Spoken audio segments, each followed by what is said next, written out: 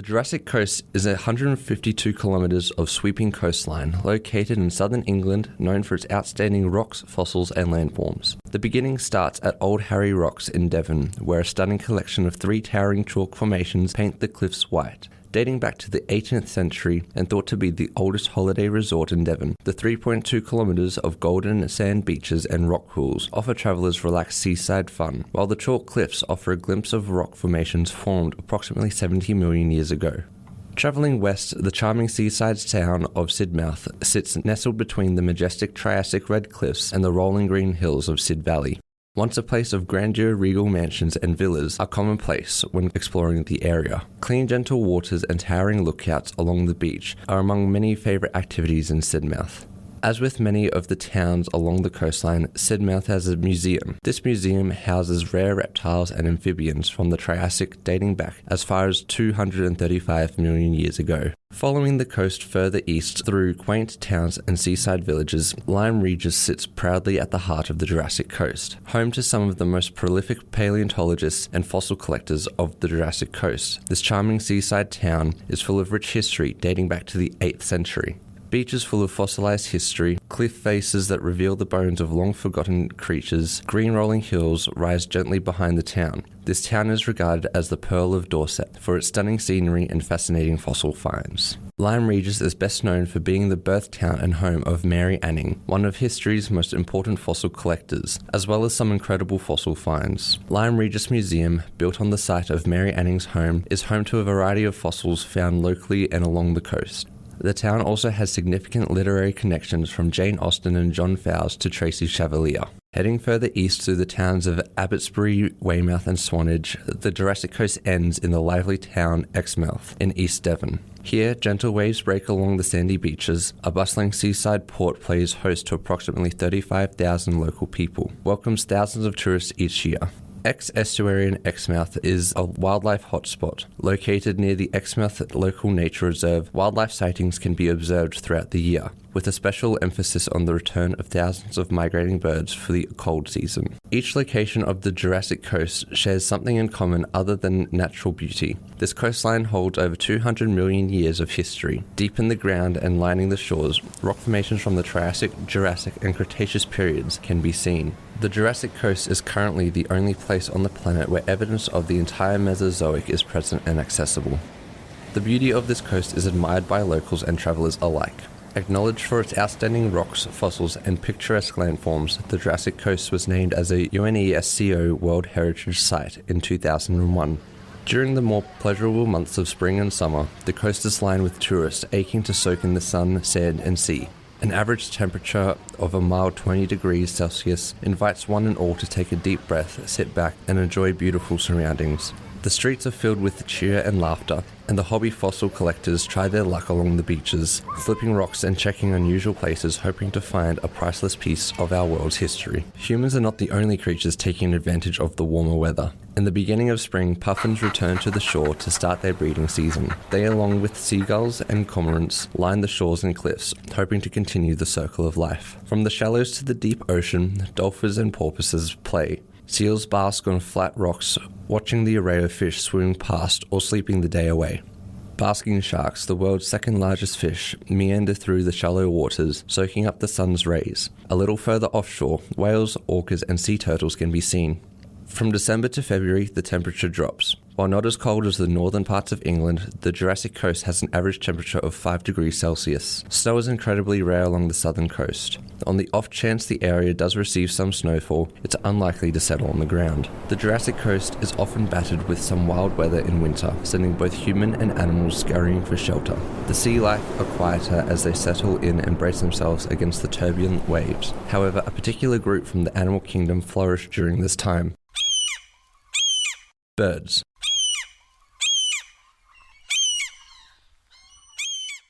Many migrant species find their way to shores of the Jurassic Coast, finding safety and food in the moderate climate.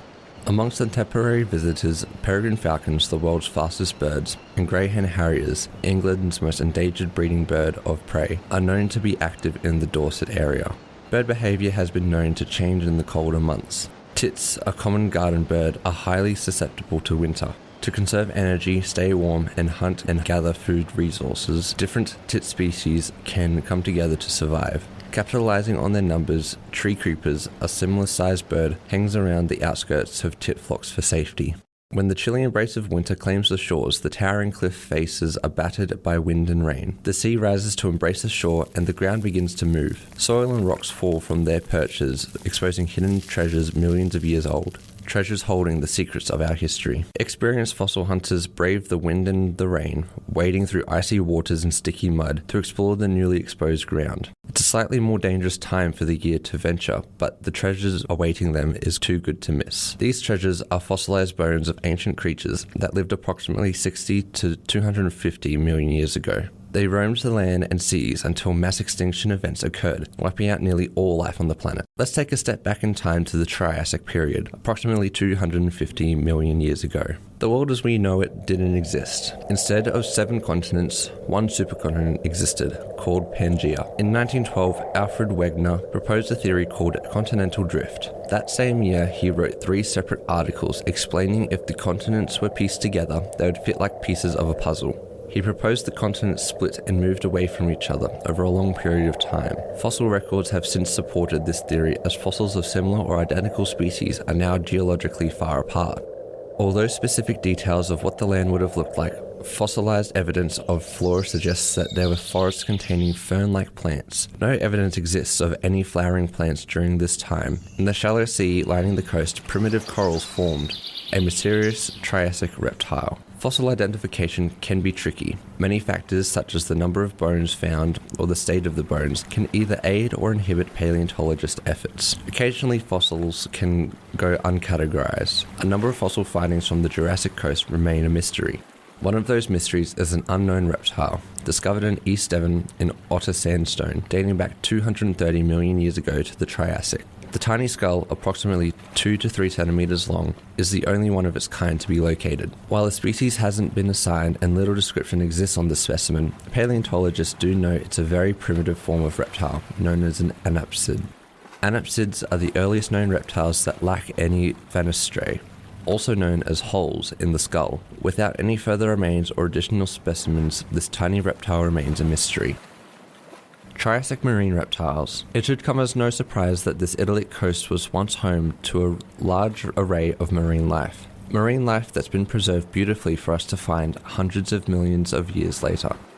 Ichthyosauri.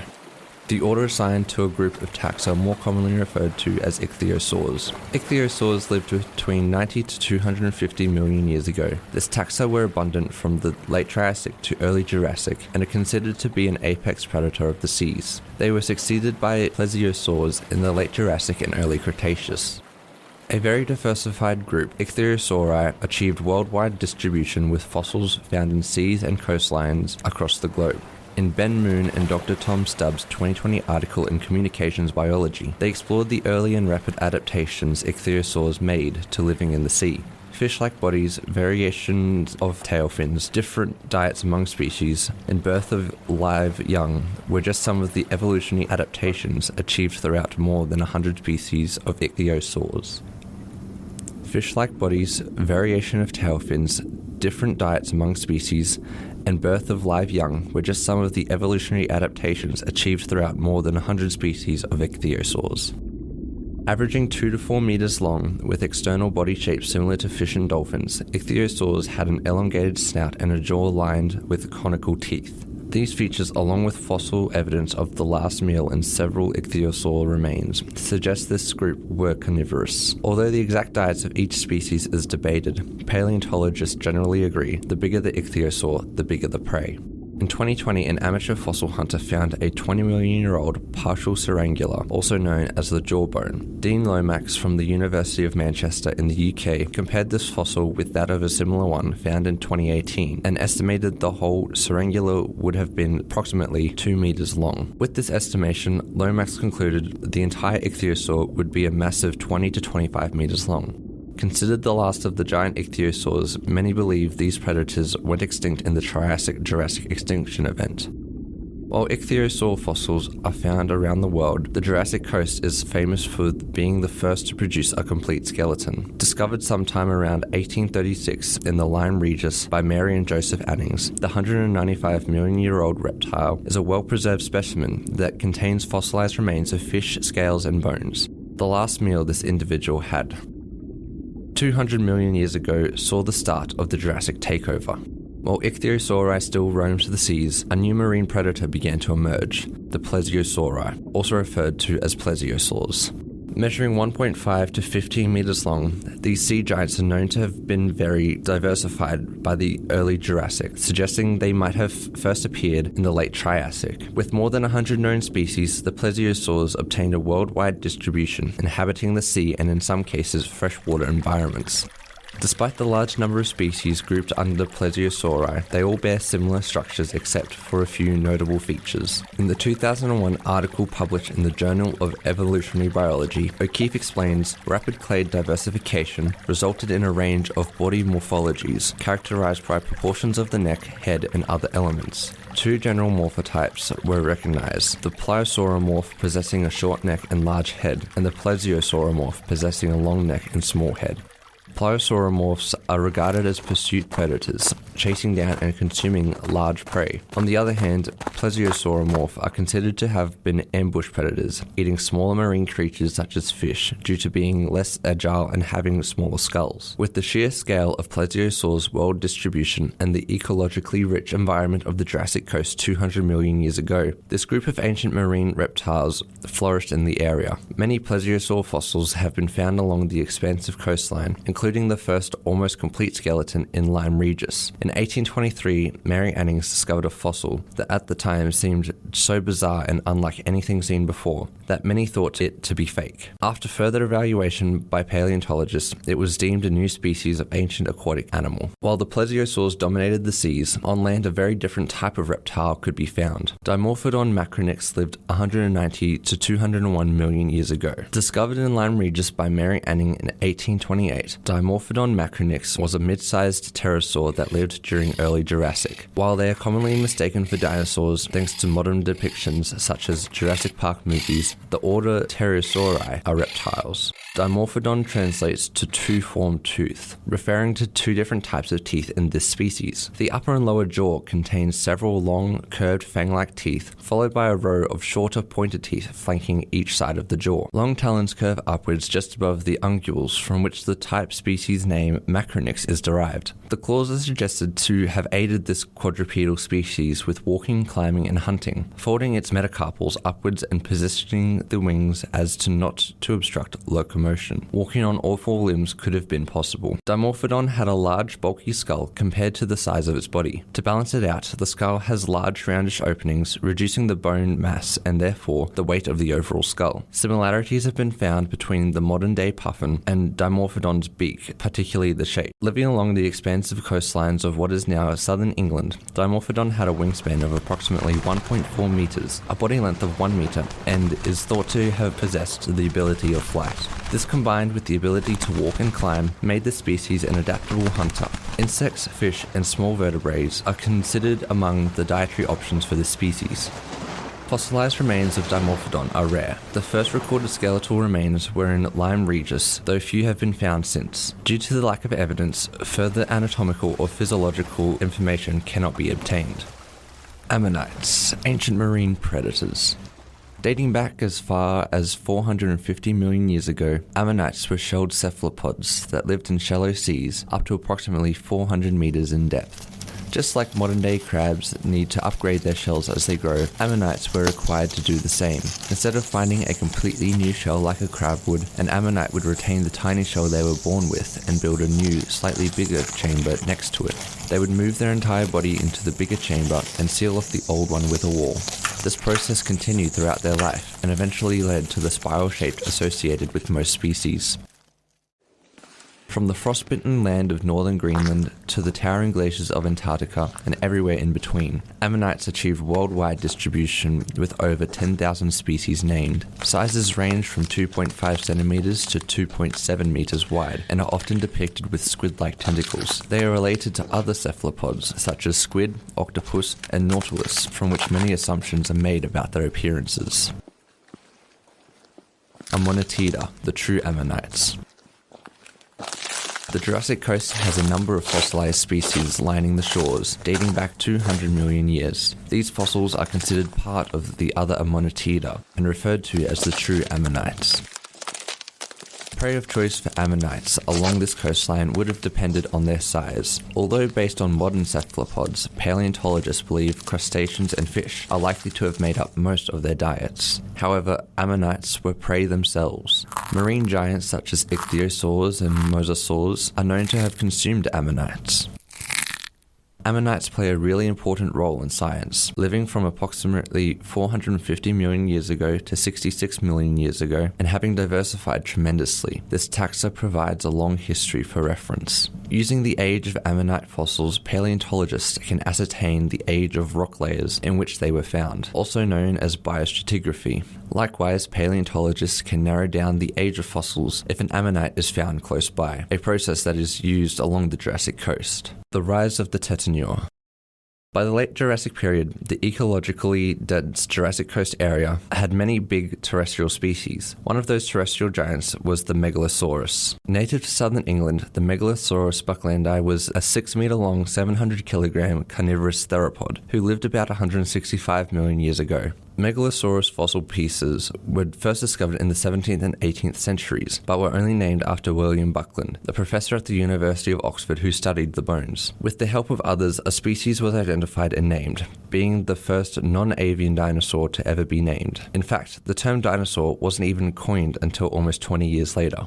Megalosaurus was originally thought to have been a large 20-meter-long quadrupedal animal. After additional research in the 1800s was conducted, it was hypothesized to be a bipedal land-dwelling species capable of eating meat with its large, sharp teeth. As with many other dinosaurs, a complete skeletal fossil hasn't been discovered. Teeth, hips, femurs, jaws, and vertebral column elements are among the recovered bones. The lack of other important elements, such as a skull, make determining the overall physical appearance of this species difficult. While this species fossils are found across many parts of southern England, several bones have been discovered along the Jurassic Coast. A leg bone, most likely from the feet, was uncovered in a large block of sandstone in Portland in 1930 by a stonemason and later presented to a local museum. Smaller sauropods, dinosaurs, and reptiles may have been the diet of choice for this species. Fossil evidence indicates southern England was ecologically vast during the Megalosaurus time, providing a selection of dietary options. The Megalosaurus was not alone. Another similar-sized carnivorous species also roamed southern England around the same time. Measuring 5 to 7 meters long and weighing in a hefty 1,000 kilograms, the Durioveneta is a theropod dinosaur who lived in the Middle Jurassic, 168 million years ago. An upper and lower jaw was located in 1882 in the historical town of Sherborne, Dorset, which lies a short 41 kilometers inland from the Jurassic Coast. Originally believed to belong to Megalosaurus, it wasn't given its own genus until 2008, when Roger Benson examined the fossil in depth. Similar in size and stature, the Megalosaurus and Durioveneta share a common ancestor, belonging to the monophyletic family Megalosauridae. Both Megalosaurus and Durioveneta are tetanurae, a diverse group of theropods which dominated the predator niche from the Middle Jurassic until the end of the Cretaceous. While evidence suggests the Durioveneta may have predated the Megalosaur, it cannot be determined if they coexisted. Durioveneta fossils are rare, with only one confirmed set of remains, leaving many unanswered questions about this species. The unidentified remains. The Jurassic Coast has many unidentified fossils from the Mesozoic, including iguanodontians, sauropods, reptiles, and various dinosaurs. Unfortunately, due to a damage or partial bone fragments, they remain unclassified. Paleontologists hope that emerging and future technology may assist in identifying the mystery remains. As we can see, the Jurassic Coast holds the history from the entire Mesozoic period. So why call it the Jurassic Coast? Why not the Triassic or Cretaceous Coast? The breathtaking coastline is aptly named due to the overwhelming amount of history and evidence found from the Jurassic period, as opposed to the remainder of the Mesozoic. To find a fossil, one must become a fossil. An organism has a 1 in a million chance of becoming a fossil. It must go through a taphonomic process comprising of 2 phases, biostatinommy and diagenesis. Schweitzer et al. State in their 2021 book Dinosaurs, What We Know and How We Know It. All processes that occur to an organism from the moment it dies until it is buried constitute biostratinommy. Once an organism is buried, biostratinomic processes cease and diagenesis occurs. Diagenesis continues until the organism, now a fossil, is discovered and moved from the natural environment. While neither process is required to take a particular amount of time, the quicker the organism is buried, the more likely it will become a quality fossil.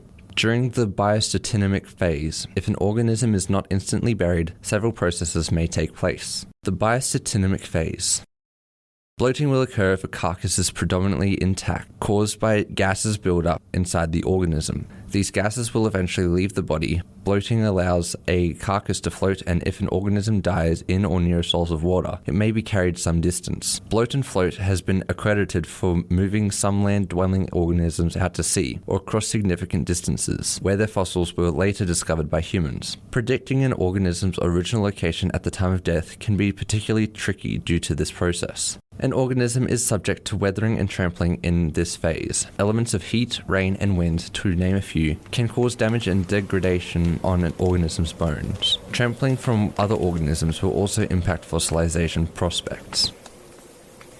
Hungry, opportunistic carnivores use this period to feed and gain valuable nutrition from a deceased animal. Often predators and scavengers tear apart a carcass, swallowing or removing parts to other locations. If a carcass that's been subjected to predation or scavenging does reach diagenesis and fossilize, parts of the fossil are often missing or damaged. A number of bones, including pliosaurs and sauropods, as well as ammonites, have been discovered with bite marks along the Jurassic Coast. Whether these marks were caused by a predatory attack or scavenging after death is in question and unlikely to ever have clear answer. Despite this, these fossils are a great example of how well small details can remain after millions of years.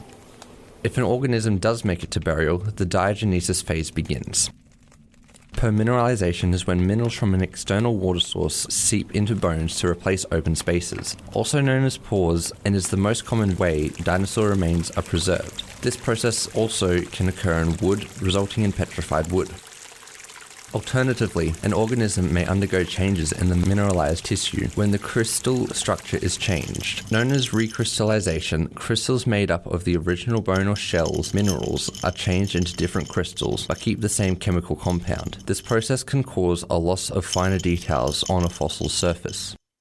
A bone or shell can have empty spaces filled and the crystal structures change, so why not replace the bones entirely? Replacement can occur, but it is unlikely an entire bone would disappear.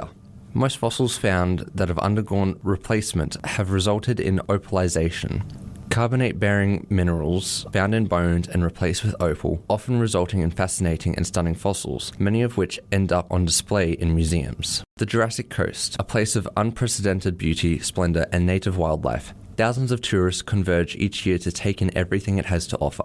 A place of history and importance, the efforts of locals and scientists alike preserve our world's history. From giant marine reptiles to large terrestrial carnivores, the Jurassic Coast is a beautifully documented history of ancient creatures, mass extinction events, survival, and the circle of life by the sea.